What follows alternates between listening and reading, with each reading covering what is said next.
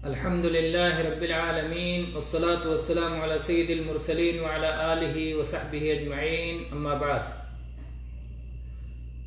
قبروں پر کون کون سے کام حرام ہیں، اس تعلق سے درس کا سلسلہ چل رہا تھا۔ مسائل جنازہ میں ہم اب تک یہاں تک پہنچ چکے ہیں۔ شیخ محمد ناصر الدین البانی رحمہ اللہ کی کتاب احکام الجنائز و بدعها سے ہم یہاں تک پہنچ چکے ہیں اس مسئلے کے بیان پر کہ قبر کے لیے سفر کرنا، کسی قبر کے لیے سفر کرنا جائز نہیں ہے، حرام ہے۔ کسی قبر کی زیارت کے لیے سفر کرنا حرام ہے۔ اس مسئلے تک ہم پہنچ چکے ہیں۔ آج اس مسئلے پر انشاءاللہ گفتگو ہوگی۔ تو شیخ فرماتے ہیں کہ قبر کی طرف سفر کرنے کی حرمت کے دلیل کے طور پر بہت ساری احادیث ہیں، جس میں سے پہلی حدیث ابو ہریرہ رضی اللہ عنہ سے ہے کہ نبی کریم صلی اللہ علیہ وسلم نے فرمایا: لا تشد الرحال الا الى ثلاثة مساجد، المسجد الحرام ومسجد الرسول صلی اللہ علیہ وسلم ومسجد الاقصی، کہ سفر کرنا حرام ہے، سفر کرنا ممنوع ہے سوائے 3 مقامات کے، اور ایک مسجد حرام ہے ان میں سے، اور دوسری جگہ رسول اللہ صلی اللہ علیہ وسلم کی مسجد ہے، اور تیسری جگہ مسجد اقصی ہے۔ اور ایک روایت میں یہ الفاظ ہیں کہ صرف 3 مسجدوں کے لیے سفر کرنا جائز اور درست ہے، ایک مسجد کعبہ، اور دوسرے میری مسجد یعنی محمد صلی اللہ علیہ وسلم کی مسجد، نبی کریم صلی اللہ علیہ وسلم کی مسجد، اور تیسرے مسجد ایلیہ یعنی بیت المقدس کی مسجد۔ یہ صحیح بخاری اور صحیح مسلم کی حدیث ہے۔ اسی طرح سے احمد اور دارمی میں بھی ہے، اور الفاظ کے اختلاف کی تفصیل جنہیں دیکھنا ہو کہ کون سا لفظ کہاں ہے، کس طرح ہے، تو اس کے لیے آپ شیخ البانی رحمہ اللہ کی کتاب احکام الجنائز و بدعها کی طرف رجوع کر سکتے ہیں۔ اسی طرح سے اس معنی کی دوسری حدیث ابو سعید خدری رضی اللہ عنہ سے مروی ہے۔ وہ کہتے ہیں کہ میں نے رسول اللہ صلی اللہ علیہ وسلم کو فرماتے ہوئے سنا کہ 3 مسجدوں کے علاوہ کسی اور جگہ سفر کرنے کے لیے کجاوے نہ کسے جائیں، ایک میری مسجد، دوسرے مسجد حرام، اور تیسرے مسجد اقصی۔ اسے بھی امام بخاری وغیرہ نے روایت کیا ہے۔ اسی طرح سے یہ روایت آگے انشاءاللہ آئے گی۔ اس سلسلے میں تیسری روایت ہے ابو بصرہ الغفاری کی کہ ان کی ملاقات ابو ہریرہ رضی اللہ عنہ سے ہوئی، اور وہ آ رہے تھے، تو ابو ہریرہ رضی اللہ عنہ نے پوچھا کہ کہاں سے آ رہے ہو؟ تو کہتے ہیں کہ میں مقام طور سے آ رہا ہوں۔ مقام طور کی وہ پہاڑی جس پر اللہ تبارک و تعالیٰ نے موسیٰ علیہ السلام سے کلام فرمایا تھا، تو طور کی پہاڑی سے آ رہا ہوں۔ میں گیا تھا اور میں نے وہاں نفل پڑھی ہے، وہاں صلاح پڑھی ہے۔ تو ابو ہریرہ رضی اللہ عنہ نے فرمایا کہ سنو، خبردار، اگر میں تمہیں پا لیتا تو تم طور کی پہاڑی پہ نہ گئے ہوتے۔ اگر میری ملاقات تم سے پہلے ہو گئی ہوتی تو تم طور کی پہاڑی پر نہیں جاتے، کیونکہ میں نے رسول اللہ صلی اللہ علیہ وسلم کو فرماتے ہوئے سنا ہے کہ صرف 3 مسجدوں کے لیے ہی سفر کرنا جائز ہے، ایک مسجد حرام، دوسرے میری یہ مسجد مسجد نبوی، اور تیسری مسجد اقصی۔ یہ طیالسی احمد کے یہاں روایت ہے اور بسند صحیح ہے۔ اسی طرح سے اور بھی جگہوں پر ہے۔ چوتھی روایت اس سلسلے میں، چوتھی روایت ہے قزعہ۔ یہ کہتے ہیں کہ میں طور کی زیارت کے لیے جانا چاہتا تھا، مقام طور پہاڑی کے لیے سفر کرنا چاہتا تھا، تو عبداللہ ابن عمر رضی اللہ عنہما سے میں نے دریافت کیا، تو آپ نے کہا کیا تمہیں یہ بات معلوم نہیں ہے کہ نبی صلی اللہ علیہ وسلم نے فرمایا ہے کہ 3 مسجدوں کے علاوہ اور کسی جگہ کے لیے سفر کرنا جائز نہیں ہے، ایک مسجد حرام، دوسرے مسجد نبوی، اور تیسرے مسجد اقصی۔ طور جانے دو، طور کے لیے سفر نہیں کرنا، مت جاؤ طور کی پہاڑی پر۔ تو یہ عبداللہ ابن عمر رضی اللہ عنہ نے منع فرمایا۔ یہ روایت اخبار مکہ میں ازرقی نے روایت کی ہے اور اس کی سند صحیح ہے۔ اس حدیث کی شرح کرتے ہوئے امام حافظ ابن حجر رحمہ اللہ فرماتے ہیں کہ الا الی ثلاثۃ مساجد، اللہ کے نبی صلی اللہ علیہ وسلم نے فرمایا لا تشد الرحال الا الی ثلاثۃ مساجد، استثناء کے ذریعے سے کہا گیا ہے، جیسے لا الہ الا اللہ استثناء کے ذریعے ہے، اور استثناء میں زیادہ قوت ہوتی ہے۔ تو یہاں پر ان احادیث میں کسی بھی بابرکت جگہ کے لیے سفر کرنے کی حرمت ثابت ہوتی ہے، جیسے نبیوں کی قبریں ہیں، صالحین کی قبریں ہیں، اور اگرچہ یہ نفی کا صیغہ ہے، لا تشدو، سفر نہیں کیا جائے گا، یہ نہیں کہا لا تشدو، لا تشدو، سفر مت کرو،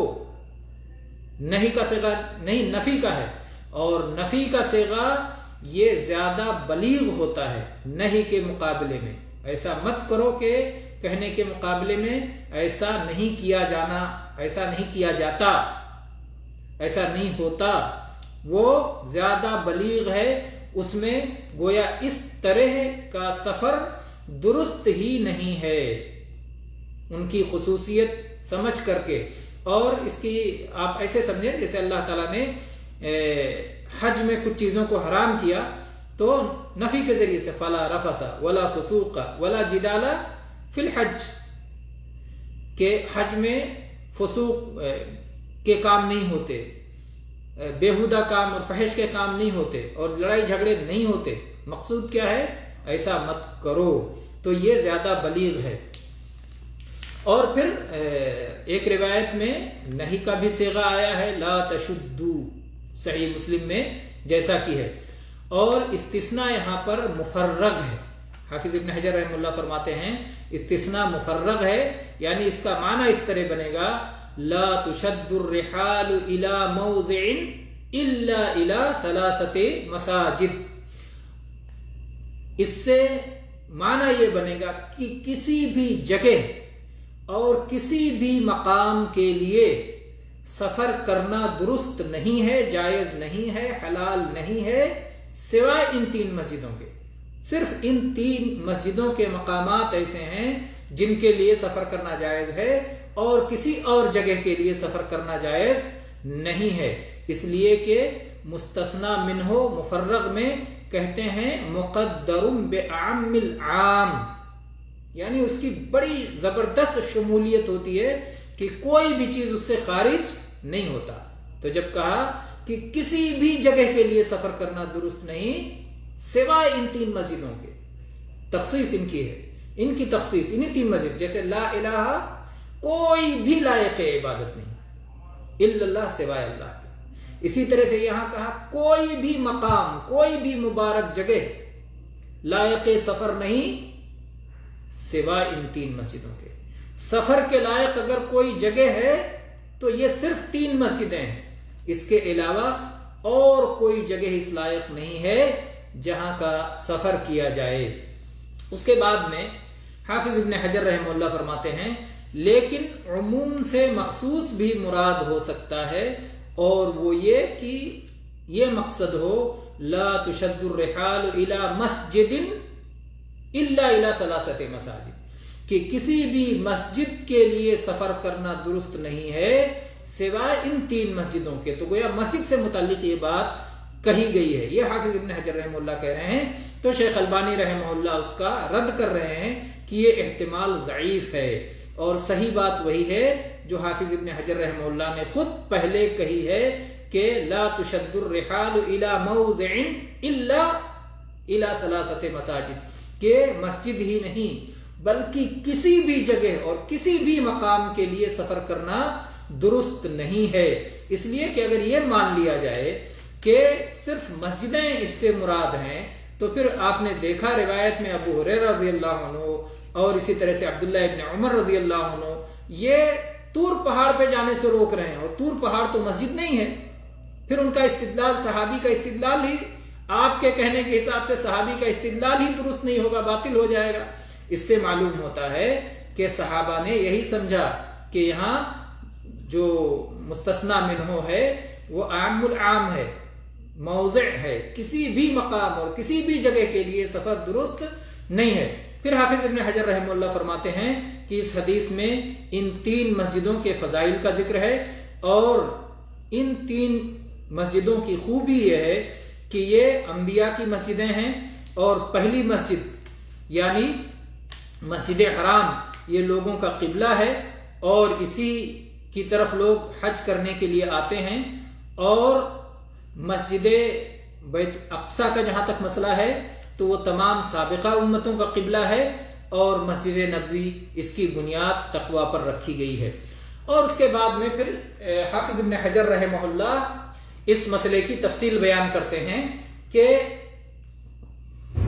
ان 3 مسجدوں کے علاوہ سفر کرنے کے سلسلے میں اہل علم میں اختلاف ہے۔ حافظ ابن حجر رحمہ اللہ کہتے ہیں ان 3 مسجدوں کے علاوہ کسی اور جگہ سفر کرنے کے لیے اہل علم میں اختلاف ہے۔ جیسے کوئی آدمی کسی نیک آدمی کی زیارت کے لیے سفر کرے، چاہے وہ مردہ ہو یا زندہ، یا کوئی فضیلت والے مقامات کی طرف سفر کرے ان مقامات سے تبرک لینے کے مقصد سے، اور ان مقامات میں نماز پڑھنے کے مقصد سے، صلاۃ ادا کرنے کے مقصد سے، تو شیخ ابو محمد الجوینی جو کہ شافعیہ میں مشہور عالم، جن کو اپنے وقت میں امام الحرمین کہا جاتا تھا، عبد الملک ابن عبداللہ امام الحرمین، ان کے والد عبداللہ ابن یوسف جو کہ شافعی مسلک کے بہت بڑے عالم گزرے ہیں، تو ان کا کہنا ہے کہ یحرم شد الرحال الی غیرها عملا بظاہر الحدیث، اس حدیث کے ظاہر کو سامنے رکھتے ہوئے اور اس پر عمل کرتے ہوئے ان 3 مسجدوں کے علاوہ کسی بھی جگہ کے لیے، کسی بھی مقام کے لیے سفر کرنا جائز اور درست نہیں ہے، حرام ہے، حلال نہیں ہے۔ اور قاضی حسین نے بھی اسی کو پسند کیا ہے، اسی کو اختیار کیا ہے، اور قاضی عیاض اور ایک جماعت کا یہی کہنا ہے۔ اور اسی طرح سے اصحاب السنن نے جو ابو بصرہ الغفاری پر ابو ہریرہ رضی اللہ عنہ کے انکار کی روایت کی ہے کہ ابو ہریرہ رضی اللہ عنہ نے کہا کہ اگر مجھ سے ملاقات تمہاری ہو گئی ہوتی تو تم طور کی پہاڑی پر نہیں جاتے۔ اس انکار کو سامنے رکھتے ہوئے یہ علماء نے کہا ہے کہ ان 3 مسجدوں کے علاوہ کسی اور مقام کے لیے سفر کرنا جائز اور درست نہیں ہے۔ اور ان تمام علماء نے یہ سمجھا ہے کہ حدیث کو اس کے عموم پہ رہنا چاہیے، اور ابو ہریرہ رضی اللہ عنہ کا یہی فہم حدیث سے واضح ہے۔ لیکن پھر فرماتے ہیں کہ امام الحرمین کے والد کی تو رائے یہ ہوئی کہ حرام ہے۔ خود امام الحرمین جو شافعیہ کے بہت بڑے عالم ہیں، وہ اپنے والد سے اختلاف کرتے ہوئے کہتے ہیں کہ نہیں، 3 مسجدوں کے علاوہ دوسری جگہوں کا سفر کرنا حرام نہیں ہے۔ اور اس حدیث کا وہ کچھ جواب دیتے ہیں۔ پہلا جواب وہ یہ دیتے ہیں کہ ان مسجدوں کے علاوہ اگر کسی اور مقام کا سفر کیا جاتا ہے تو ایسے شخص کو فضیلت تامہ حاصل نہیں ہوگی۔ فضیلت تامہ اگر کوئی حاصل کرنا چاہتا ہے تو وہ ان 3 مساجد کے لیے سفر کرے، بقیہ سفر کرنا جائز ہے، سفر کرے۔ اور خاص طور سے وہ اس جواز کے استدلال کے لیے ایک حدیث کے ان الفاظ سے کا سہارا لیتے ہیں جس حدیث میں یہ لفظ ہے لا ينبغي للمطی ان تعمل، کہ مناسب نہیں ہے، شایان شان نہیں ہے، موضوع نہیں ہے کہ کوئی سواری چلے۔ تو لا ينبغي کے لفظ سے وہ استدلال کرتے ہیں کہ یہ لفظ تحریم کے لیے نہیں آتا ہے، یہ غیر تحریم کے لیے آتا ہے۔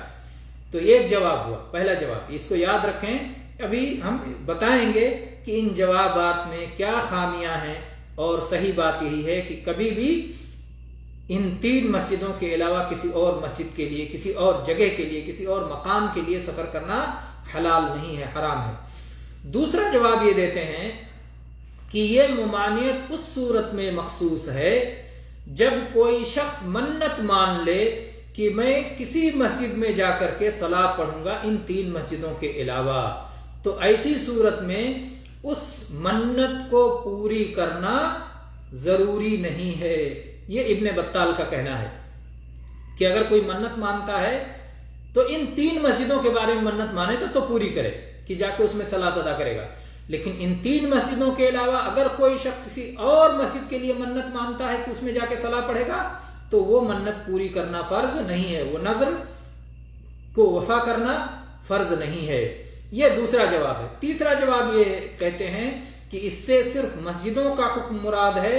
اور ان 3 مسجدوں کے علاوہ کسی اور مسجد میں صلاۃ ادا کرنے کے لیے سفر کرنا جائز نہیں ہے۔ البتہ مسجدوں کے علاوہ کسی اور مقام کا ارادہ ہو،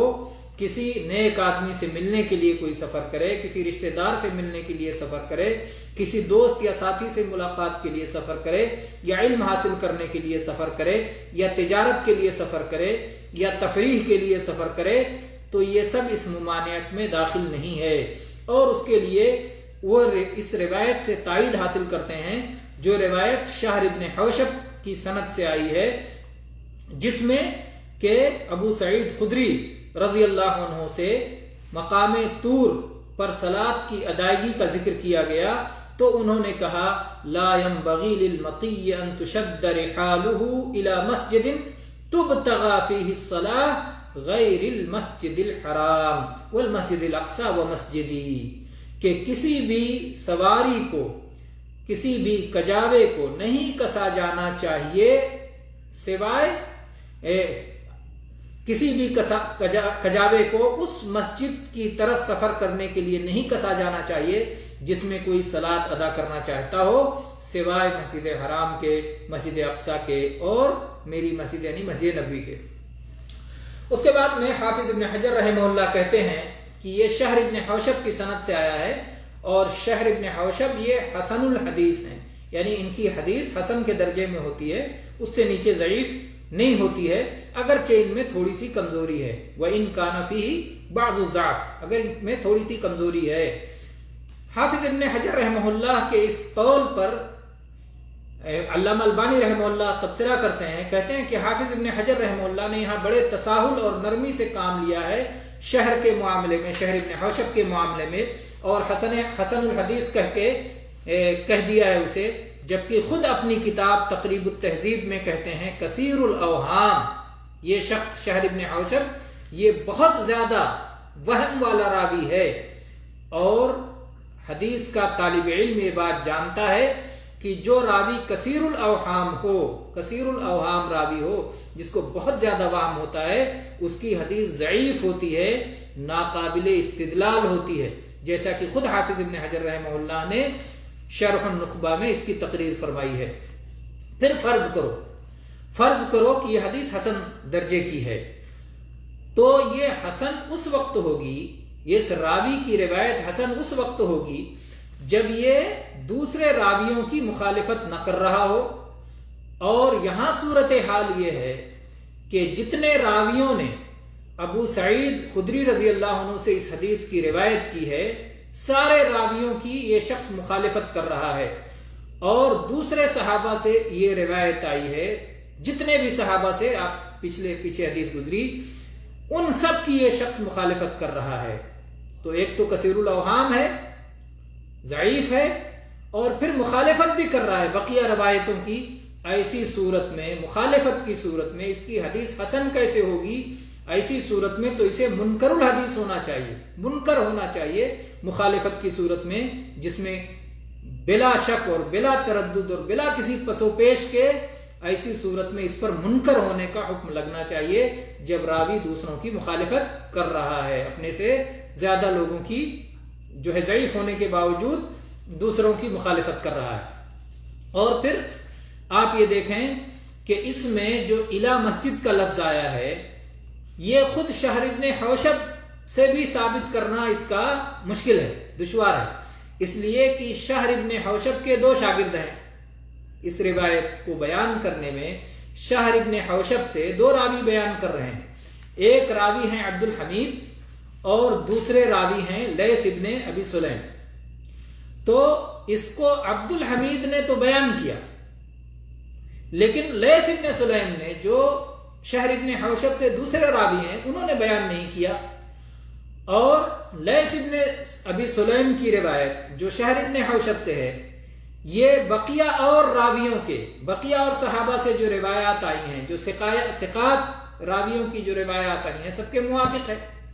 تو اس لیے اس روایت کو قابل قبول ہونا چاہیے اور دوسری روایت کو مردود ہونا چاہیے۔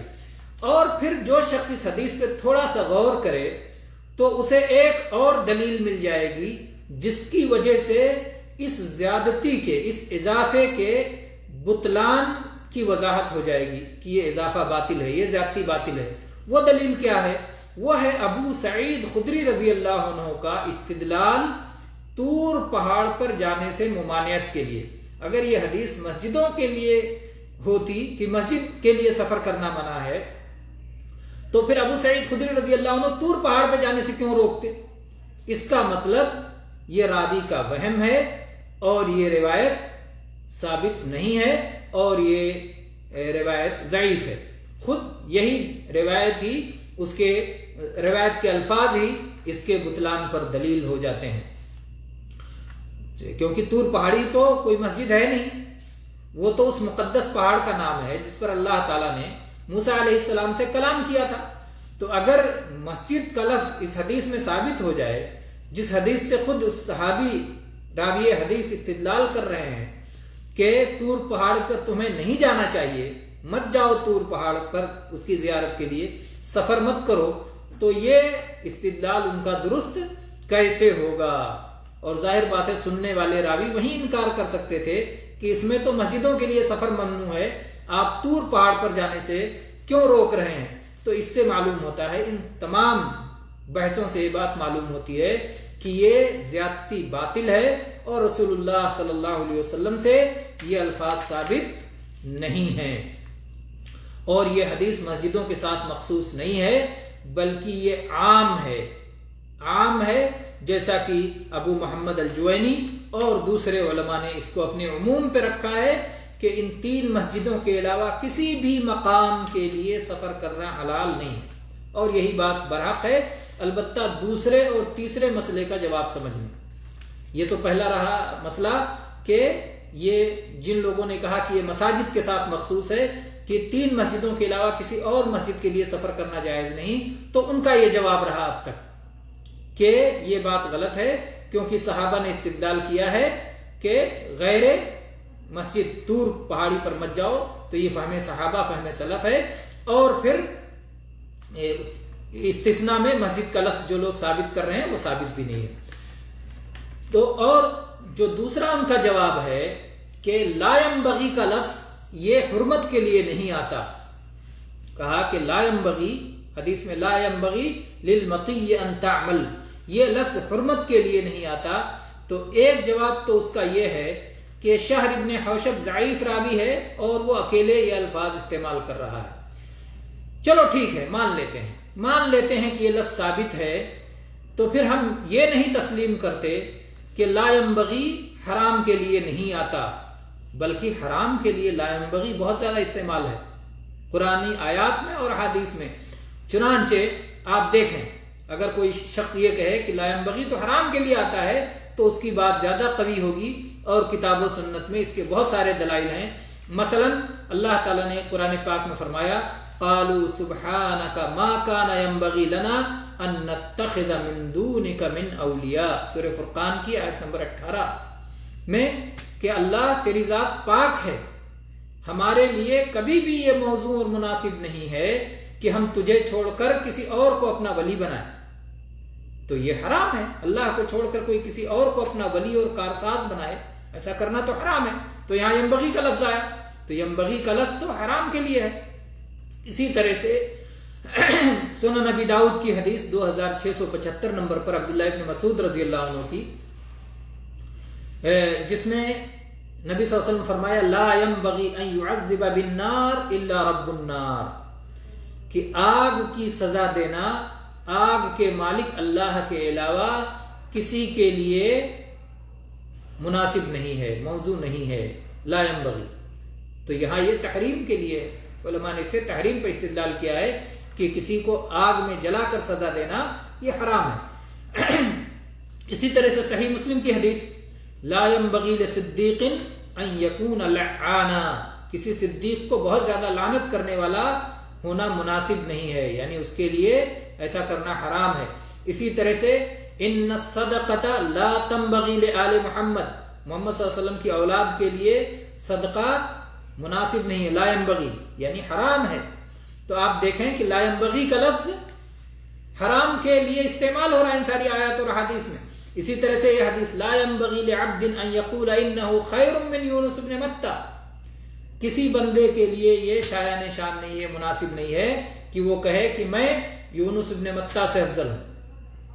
یعنی کوئی بندہ، کوئی مسلمان کہے کہ میں یونس علیہ السلام جن سے غلطی ہو گئی تھی، اللہ کی اجازت کے بغیر سفر کر لیا تھا تو مچھلی کے پیٹ میں چلے گئے تھے، تو ان سے میں افضل ہوں، کوئی کہے کسی کے لیے ایسا کہنا لا ينبغی مناسب نہیں ہے، ایسا کہنا حرام ہے۔ دوسرا معنی حدیث کا یہ بھی بیان کیا گیا ہے کہ کوئی یہ نہ کہے کہ محمد صلی اللہ علیہ وسلم یونس بن متى سے افضل ہیں۔ تفضیل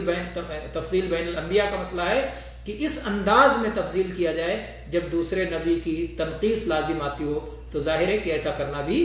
حرام ہے۔ تو لا ينبغی کے الفاظ دیکھتے ہیں آپ کہ ان ساری احادیث میں حرام کے لیے آیا ہے، اس لیے اگر کوئی یہ استدلال کرتا ہے کہ لا ينبغی کا لفظ آیا ہے حدیث میں اس لیے حرام نہیں ہے ان مقامات کے علاوہ سفر کرنا، تو اس کا یہ استدلال بھی درست نہیں ہے۔ اب مان لیتے ہیں، چلو مان لیتے ہیں کہ لا ينبغی یہ حرام کے لیے نہیں ہے، تو حرام کے لیے نہیں ہے تو کم سے کم کراہت کے لیے ہوگا کہ مکروہ کے لیے ہے۔ اور جو لوگ یہ کہتے ہیں کہ 3 مسجدوں کے علاوہ اور مقامات کے لیے سفر کرنا تو مکروہ بھی نہیں کہتے، وہ کہتے جائز ہے۔ آپ کہتے ہیں کہ لا ينبغی یہ حرام کے لیے نہیں ہے، تو حرام کے لیے نہیں ہے تو مکروہ کے لیے ہے، تو آپ تو کہتے ہیں سفر جائز ہے، 3 مسجدوں کے علاوہ کسی بھی جگہ کے لیے سفر کرنا جائز ہے، تو کم سے کم مکروہ تو کہو۔ تو کسی بھی صورت میں یہ حدیث آپ کے لیے نہیں ہے بلکہ آپ کے خلاف جاتی ہے، اور ان 3 مسجدوں کے علاوہ کسی بھی مقام کے لیے سفر کرنا جائز اور درست نہیں ٹھہرتا ہے بلکہ حرام ٹھہرتا ہے۔ ہر حال میں یہ حدیث جواز کہنے والوں کے خلاف ہے، ان پر حجت ہے۔ اور اگر کوئی کہے کہ یہ حدیث صرف ان مسجدوں کے لیے مخصوص ہے اور فضیلت تامہ دوسری جگہوں کے لیے سفر کرتے ہوئے فضیلت تامہ حاصل نہیں ہوگی، جہاں تک جواز کی بات ہے تو جائز ہے، تو ان کی یہ بات بھی غلط ہے۔ یا اسی طرح سے منت مانے کوئی تو ان کی یہ بات بھی غلط ہے، اس لیے کہ سارے صحابہ، ایک تو حدیث عام ہے اس لیے اس کے عموم پہ اسے رکھا جائے گا، اور جبکہ اس عموم کی تائید فہم صحابہ سے بھی ہوتی ہے جنہوں نے اس حدیث کی روایت کی ہے، ابو بصرہ رضی اللہ عنہ، ابو ہریرہ رضی اللہ عنہ، عبداللہ ابن عمر رضی اللہ عنہ، ابو سعید خدری رضی اللہ عنہ، اور یہ سارے صحابہ کرام نے اس حدیث سے استدلال کیا ہے طور پہاڑ پر سفر کرنے کے لیے۔ اور ظاہر بات ہے کہ صحابہ کرام حدیث کے مفہوم کو بعد والوں سے زیادہ بہتر سمجھتے ہیں، کیونکہ نبی کریم صلی اللہ علیہ وسلم سے انہوں نے ڈائریکٹ سنا ہے، اور موقع اور مقام کو اور سبب ورود کو، ساری چیزوں کو انہوں نے دیکھا ہے، اس لیے وہ حدیث کا مفہوم زیادہ بہتر جانتے ہیں۔ اور اس کے بعد میں اسی لیے امام صنعانی نے سبل السلام میں لکھا ہے کہ جمہور علماء کہتے ہیں کہ ان 3 مسجدوں کے علاوہ کسی اور مقام کے لیے سفر کرنا حرام نہیں ہے، اور وہ ایسی چیزوں کو دلیل بناتے ہیں جو در حقیقت دلیل بنانے کے لائق نہیں ہے، اور وہ اس حدیث کی دور کی تعویلیں کرتے ہیں، اور جبکہ ایسی تعویل انہیں نہیں کرنا چاہیے۔ البتہ اگر یہ صورت ہوتی کہ ان کے پاس کوئی دلیل ہوتی تو وہ ایسا کر سکتے تھے، لیکن اس کے خلاف جب ان کے پاس کوئی دلیل بھی نہیں ہے بلکہ دلیل ان کی تعویل کے خلاف ہے، تو یہ بڑی غلط حرکت ہے۔ اس کے بعد میں فتح العلام میں یہ کہتے ہیں کہ اور ان کے پاس ایسی کوئی دلیل نہیں ہے۔ البتہ ایک مسئلہ جو بعض لوگوں کے یہاں غلط فہمی کا یا غلط راستے پر جانے کا ذریعہ بنا ہے، اس کو سمجھ لینا چاہیے۔ وہ ہے کہ نبی کریم صلی اللہ علیہ وسلم کی زیارت اور زیارت نبوی کی فضیلت کے تعلق سے یا نبی صلی اللہ علیہ وسلم کی زیارت کے تعلق سے جو احادیث آئی ہیں، ان احادیث کے ذریعے سے بعض لوگوں نے یہ سمجھا ہے کہ وہ احادیث دلیل ہیں کہ اس کے لیے سفر کیا جا سکتا ہے، اور جبکہ ان احادیث میں کسی بھی حدیث میں یہ نہیں ہے کہ اس کے لیے شد رحل کیا جائے، اس کے لیے سفر کیا جائے، اور جبکہ وہ احادیث سب ضعیف اور موضوع بھی ہیں، کوئی بھی استدلال کے لائق نہیں ہیں، لیکن اس کے باوجود اکثر لوگوں نے ان دو مسئلوں میں فرق نہیں کیا ہے۔ وہ دونوں مسئلے کیا ہیں؟ ایک زیارت کا مسئلہ اور ایک سفر کرنے کا مسئلہ، دونوں دو مسئلے ہیں، اور حدیث باب کو اپنے منطوق واضح سے بلا دلیل داعی کے پھیر دیا، یعنی کوئی ایسی دلیل ان کے پاس نہیں تھی جس کی وجہ سے اس حدیث کے تعویل کرنے کی ضرورت ہوتی، تو اس حدیث کی تعویل کی جبکہ ان کے پاس کوئی دلیل نہیں، اور اس کے اپنے منطوق اور ظاہر سے بلا وجہ پھیر دیا، جبکہ زیارت کا مسئلہ دوسرا مسئلہ ہے اور اس کے لیے سفر کرنے کا مسئلہ دوسرا مسئلہ ہے، دونوں دو مسائل ہیں۔ پھر شیخ البانی رحمہ اللہ فرماتے ہیں کہ اس غلطی کی طرف یہ وہ غلطی ہے جس کی تہمت سبکی نے امام ابن تیمیہ پہ لگائی ہے۔ امام سبکی کے بارے میں شیخ دعا دیتے ہیں عفا اللہ عنا وعن، ہمیں اور انہیں بھی اللہ معاف کرے۔ ابن تیمیہ رحمہ اللہ پر وہ یہ تہمت لگاتے ہیں کہ وہ قبر نبوی کی زیارت کا انکار کرتے ہیں، اگرچہ کہ شد رحل کے بغیر ہو، سفر کے بغیر ہو، جبکہ امام ابن تیمیہ رحمہ اللہ زیارت قبر نبوی کے منکر نہیں ہیں، بلکہ وہ اس کے قائل ہیں اور اس کی فضیلت کو وہ مانتے ہیں اور اس کے آداب کا وہ ذکر کرتے ہیں، اور انہوں نے اپنی شاندار کتابوں میں سے بہت سی کتابوں میں، اپنی مفید اور نافع امت کے لیے نفع بخش کتابوں میں انہوں نے کئی کتابوں میں اس بات کا ذکر کیا ہے، جیسے حج کے تعلق سے جو ان کی کتاب ہے اس میں بھی دیکھا جا سکتا ہے کہ نبی کریم صلی اللہ علیہ وسلم کی زیارت، آپ کے قبر مبارک کی زیارت کے کیا آداب ہیں انہوں نے ذکر کیا ہے۔ اس لیے اگر کوئی شخص امام ابن تیمیہ رحمہ اللہ پر یہ تہمت لگاتا ہے کہ وہ قبر نبوی کی زیارت کے منکر ہیں تو وہ اس سے غفلت ہوئی ہے اور اس کی بات نادرست ہے۔ اور امام محمد ابن عبد الہادی رحمہ اللہ نے اپنی ایک بڑی تالیف جس کا نام ہے الصارم المنکی فی الرد علی السبکی، اس میں ان کی تہمت کا رد کیا ہے، اور انہوں نے امام ابن تیمیہ رحمہ اللہ سے بہت سارے نصوص ذکر کیے ہیں جس میں وہ مسجد نبوی، جس میں وہ نبی کریم صلی اللہ علیہ وسلم کی قبر مبارک کی زیارت کے جواز کے قائل ہیں، البتہ اس کے لیے سفر کرنے کو درست نہیں سمجھتے ہیں، سفر کے بغیر اس کی زیارت کے جواز کے قائل ہیں، اور اس کی فضیلت میں جو احادیث آئی ہیں ان میں ان کو ذکر کیا ہے امام ابن عبد الہادی نے، اور اس پر مفصل کلام کیا ہے، اور ان میں جو موضوع اور ضعیف ہیں ان کو بھی بیان کیا ہے، اور دوسرے بہت سارے فوائد ہیں، فقہی فوائد، حدیثی فوائد، تاریخی فوائد۔ شیخ البانی رحمہ اللہ کی نصیحت ہے کہ ہر طالب علم کو یہ کتاب پڑھنا چاہیے اور ان فوائد سے استفادہ کرنا چاہیے۔ اور پھر کہتے ہیں شیخ البانی رحمہ اللہ کہ جو شخص نظر سلیم رکھتا ہے تو وہ شخص بھی اس بات کا فیصلہ کرے گا کہ حدیث اپنے عموم پر باقی ہے، حدیث اپنے عموم پر باقی ہے، جس کا منطوق یہ ہے کہ کسی بھی مسجد یا غیر مسجد کسی کے لیے بھی، ان تین مسجدوں کے علاوہ کسی ایک کے لیے بھی سفر کرنا جائز نہیں ہے،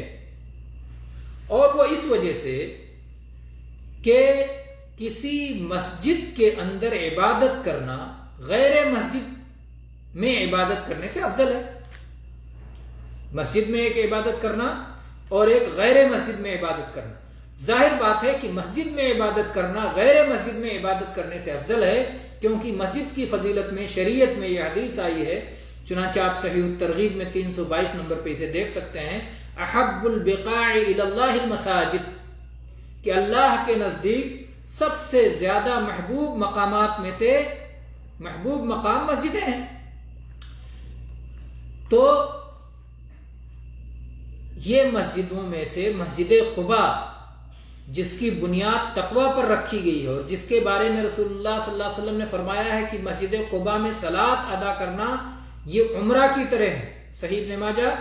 1411 نمبر پر یہ حدیث ہے کہ مسجد قباء میں صلاۃ ادا کرنا یہ عمرہ کے برابر ہے۔ جب ایسی بات ہے اور اس کے باوجود مسجد قباء میں صلاۃ ادا کرنے کے لیے سفر کرنا ممنوع ہے،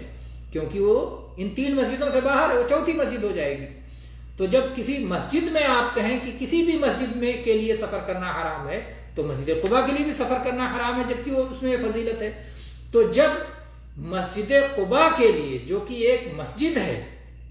اس کے لیے سفر کرنا حرام اور اس میں جا کے صلاۃ پڑھنے کے لیے سفر کرنا حرام، تو دوسرے مقامات کے لیے سفر کرنا تو بدرجہ اولا حرام ہوگا، بدرجہ اولا حرام ہوگا۔ اور خصوصاً وہ مساجد، ان مسجدوں میں نماز پڑھنے کے لیے اگر کوئی جاتا ہے جو کسی نبی کی قبر پر، کسی ولی کی قبر پر، کسی نیک انسان کی قبر پر جو مسجدیں بنائی گئی ہیں، اگر اس میں کوئی نماز پڑھنے کے لیے جاتا ہے، اس میں عبادت کرنے کے لیے جاتا ہے، تو ظاہر بات ہے ایسے اعمال کرنے کے لیے وہاں جاتا ہے جن اعمال پر لعنت آئی ہے۔ تو کیا یہ بات معقول ہے کہ شارع حکیم، حکمت والی شریعت اور شارع حکیم ایسے کام کی اجازت دے اور مسجد قباء میں سفر کرنے سے منع کر دیں؟ ایسا معقول ہے؟ تو اس لیے جو بھی شخص نظر سلیم رکھتا ہے وہ اس بات کو مانے گا۔ خلاصہ یہ ہے کہ ابو محمد الجوینی الشافعی وغیرہ جن علماء نے کہا ہے کہ ان 3 مسجدوں کے علاوہ کسی بھی فضیلت والے مقام کے لیے سفر کرنا جائز نہیں ہے بلکہ حرام ہے، انہی لوگوں کی بات صحیح ہے اور انہی کو ہمیں ماننا چاہیے، اور خصوصاً جبکہ اسے محقق اور معروف کبار علماء نے اختیار کیا ہے، جن کا فہم اور جن کی فقہ اور جن کی علمی گہرائی و گہرائی مسلم ہے، اللہ اور اس کے رسول کی بات کو سمجھنے میں جن کا رسوخ مسلم ہے، جیسے شیخ الاسلام ابن تیمیہ، شیخ الاسلام ابن القیم رحمہ اللہ، اور اس اہم مسئلے میں جن کے بہت ساری تحقیق مفید اور بہت زبردست جن کی تحقیق موجود ہے، اور اسی طرح سے ان علماء میں سے شاہ ولی اللہ، ہندوستان کے شاہ ولی اللہ دہلوی رحمۃ اللہ علیہ، جو حجت اللہ البالغہ میں لکھتے ہیں کہ جاہلیت کے لوگ بہت سارے مقامات کی تعظیم کے لیے ان کی زیارت کیا کرتے تھے، اپنے زعم کے مطابق وہ ان کی زیارت کیا کرتے تھے، ان مقامات سے تبرک لیتے تھے، اور اس میں جو تحریف اور جو فساد اور خرابی ہے یہ مخفی نہیں ہے۔ تو اللہ کے نبی صلی اللہ علیہ وسلم نے اس فساد اور خرابی کا دروازہ بند کر دیا تاکہ شاعر کو غیر شاعر کو شاعر سے ملحق نہ کر دیا جائے اور یہ غیر اللہ کی عبادت کا ذریعہ نہ بن جائے۔ اسی لیے